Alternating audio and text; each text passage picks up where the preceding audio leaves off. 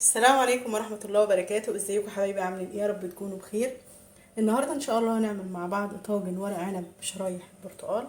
هنعمله بطريقة سهلة جدا وبسيطة والطعم في منتهى الجمال. هنعمل مع بعض ورق العنب بأحلى خلطة وأحلى تتبيلة. يلا بينا نشوف هنعمل طاجن ورق العنب القمر بتاعنا ده ازاي.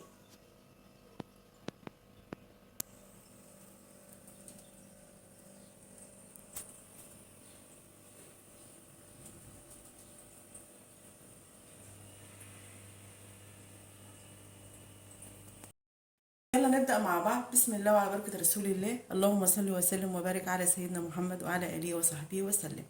أنا معايا حلة حطيتها على النار، هحط فيها حبة زيت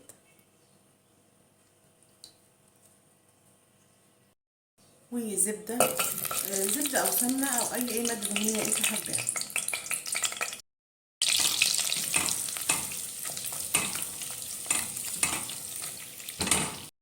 وهنزل بقى إيه بالبصل. البصل ده أنا طلعاه مقطعاه كده في الكبة تقطيع كده صغير، أو ممكن برضو طبعا انتوا إيه تعمليه على إيدك، بس يكون إيه تقطيع صغير مش كبير.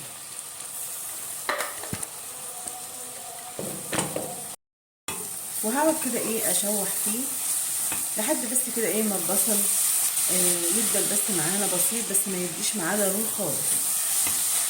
طبعا انا بحب البصل كتير في قلب المحشي، بصراحه بيدي المحشي طعم وريحه في منتهى الجمال.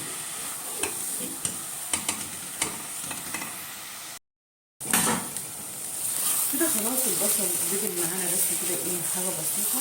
طبعا انا ما اديتوش فيه خالص. هضيف بقى ايه الطماطم. ده عصير طماطم.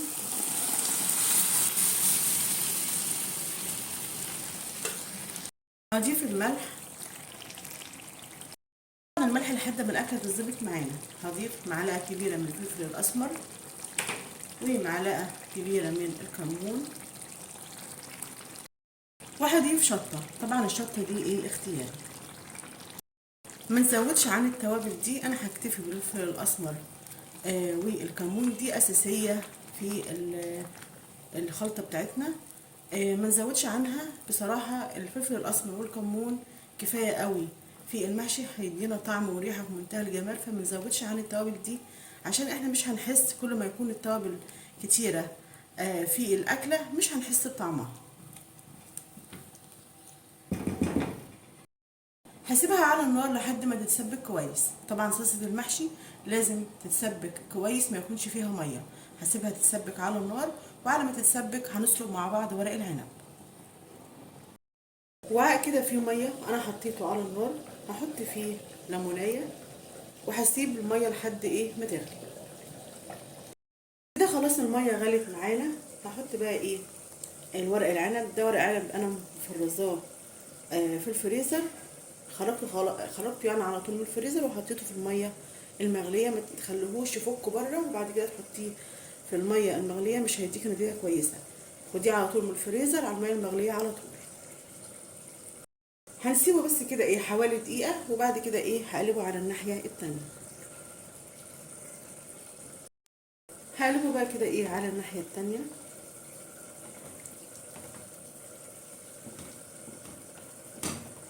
وهسيبه برده كده ايه لمده حوالي دقيقه. انا هقول لكم على تفريز الورق العنب اللي انا فرزته. انا جبت ورق العنب وايه شلت منه العنب وفرزته، حطيته في الاكياس على قد الطبخه ايه بتاعتي. طبعا انا ما غسلتوش ولا عملت فيه اي حاجه خالص. حطيته في الفريزر، وطبعا ايه بخرج منه عند الاستخدام على طول من الفريزر في الميه المغليه. وبعد كده ايه بعد ما يتسلق في الميه المغليه بروح ايه مدياله شطفه تحت الحنفيه. هو ده التفريز الصح لورق العنب. هنبدأ بقى ايه نشيله ونحطه ايه في مصر.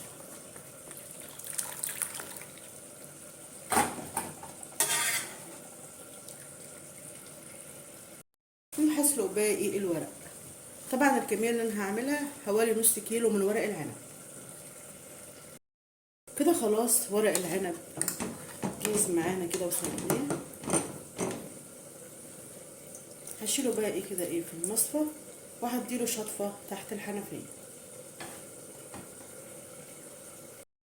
كده خلاص الطماطم اتسبكت معانا وبقت معانا بالشكل ده.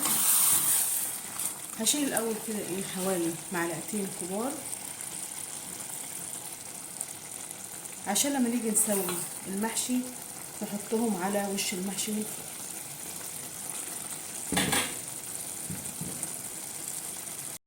هضيف الرز ده حوالي نص كيلو من الرز المصري.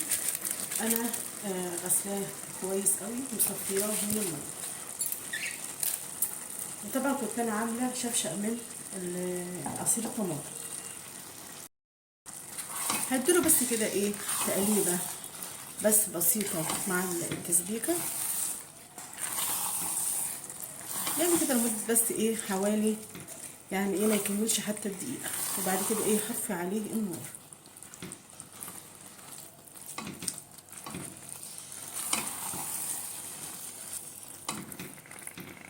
هضيف حوالي نص معلقه صغيره من النعناع المطحون، تقليبه بس كده ايه وهطفي عليه النار. بصراحه الريحه طالعه في منتهى الجمال، تحفه.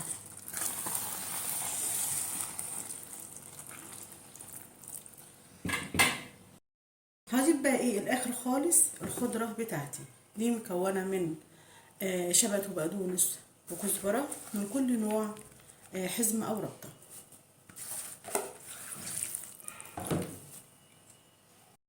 هنقلبهم كده ايه مع بعض.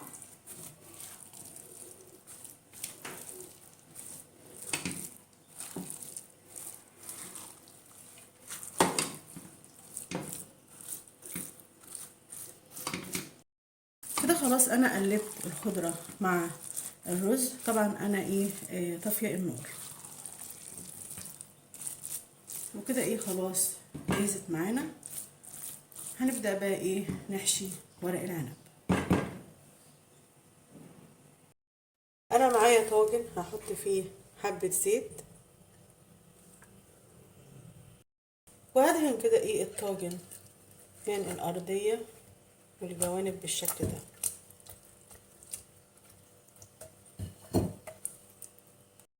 هضيف كده ايه في ارضيه الطاجن برتقانيه انا مقطعاها شرايح بالشكل ده.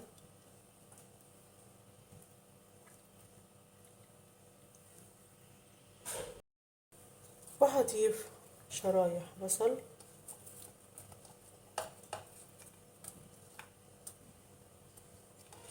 وحوالي كده ايه 4 فصوص او 5 فصوص من الثوم،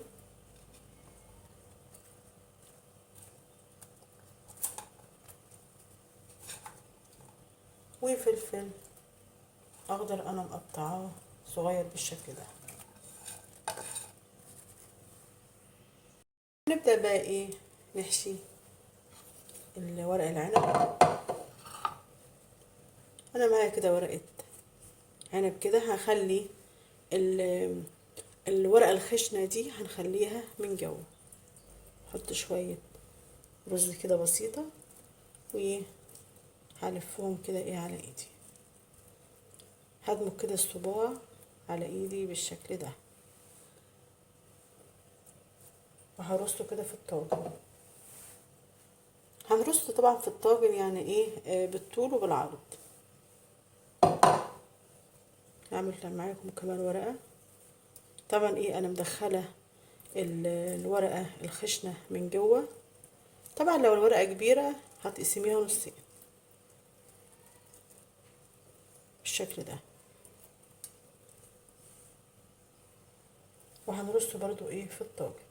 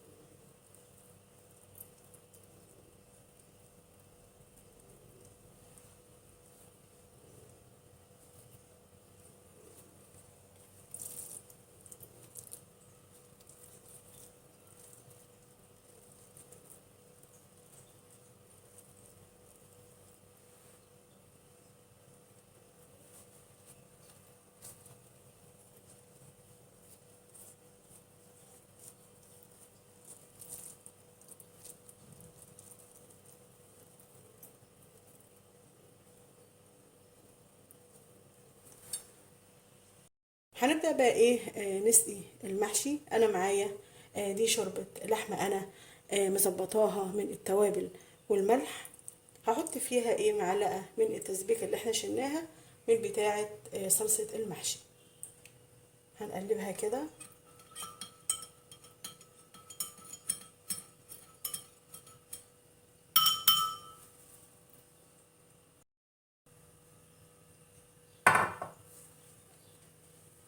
هرش كده ايه على الطاجن حبة زيت كده عشان بس يديله لمعة، يعني رشة كده بسيطة.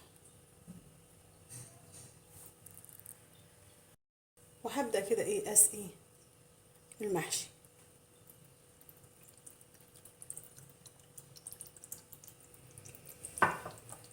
هنهزه كده عشان الشوربة تنزل لحد تحت.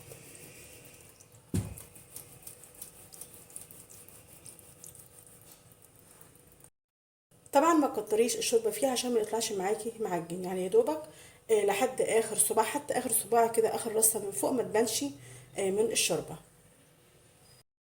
هغطيه بقى كده ايه بطبق صيني علشان الصوابع ما تفكش منك يطلع الصباع زي ما هو صحيح.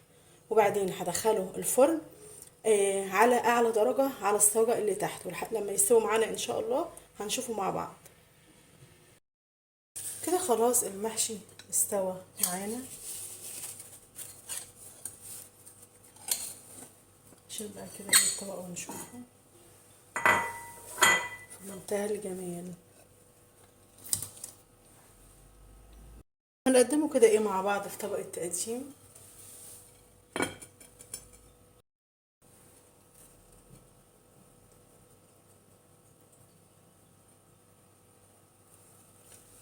ما شاء الله تحفة في منتهى الجمال.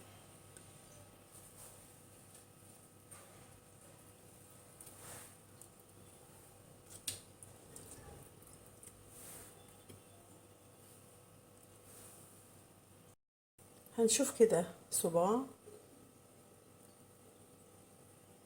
في منتهى الجمال معانا، الصباع ماسك بالشكل ده، والرز ما شاء الله تحفة مفلفل مش معجن.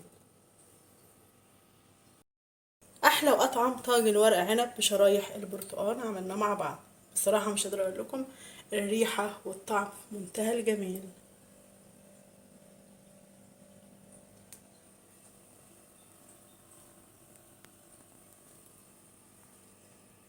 جربوها على طريقتي ان شاء الله هتعجبكم. نتقابل ان شاء الله مع فيديو جديد.